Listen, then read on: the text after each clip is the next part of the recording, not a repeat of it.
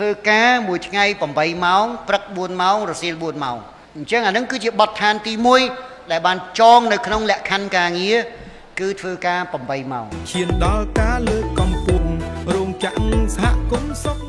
ធ្វើការមួយថ្ងៃ8ម៉ោងព្រឹក4ម៉ោងរសៀល4ម៉ោងឬមួយអ្នកខ្លះធ្វើការពេលយប់ឬក៏អីប៉ុន្តែគឺមិនត្រូវលើស8ម៉ោងហើយយ៉ាងយូរក្នុងរៀងរាល់4ម៉ោងត្រូវតែមានការឈប់សម្រាកយូរម្ដងហើយមុនពេលឈប់សម្រាកយូរត្រូវតែមានពេលសម្រាក15នាទីដើម្បីឲ្យបុគ្គលិកដើម្បីឲ្យកម្មករមានពេលដើម្បីទៅផឹកទឹកហើយនឹងទៅបន្ទប់ទឹកអញ្ចឹងអានឹងគឺជាបទដ្ឋានទី1ដែលបានចងនៅក្នុងលក្ខខណ្ឌការងារគឺធ្វើការ8ម៉ោងក្នុងករណីចាំបាច់បើត្រូវធ្វើការថែមម៉ោងគឺក្នុងមួយថ្ងៃថែមម៉ោងបានតែ2ម៉ោងទេហើយថែមម៉ោងនេះតតែបងប្អូនស្ម័គ្រចិត្តព្រោះសុខភាពរាងកាយមនុស្សខុសៗគ្នាมันអាចចាប់បខំថារោងចក្រចង់ថែមម៉ោងយើងត្រូវតែថែមម៉ោងតាមរោងចក្រទេ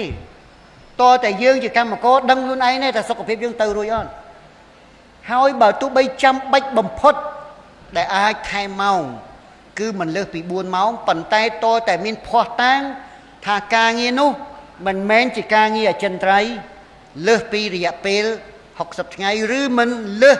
ពីរយៈពេលដែលមានករណីប្រធានស័ក្តិនៅកន្លែងណាមួយឧទាហរណ៍ថារោងចក្រមានសង្វាក់ផលិតកម្មចំនួន3អគារប៉ុន្តែចៃដន្យមានអគារមួយឆេះអញ្ចឹងយើងអត់អាចដំណើរការអាជីវកម្មនៅអគារទី3នោះទេវាត្រូវការពេល30ថ្ងៃដើម្បីទៅជួសជុលកែលម្អអគារទី3នោះ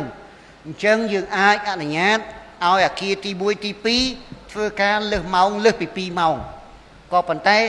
ឈរលើគោលការណ៍ស្ម័គ្រចិត្តហើយឈរលើករណីប្រធានស័ក្តិហើយនឹងហេតុផលយោងច្បាស់លាស់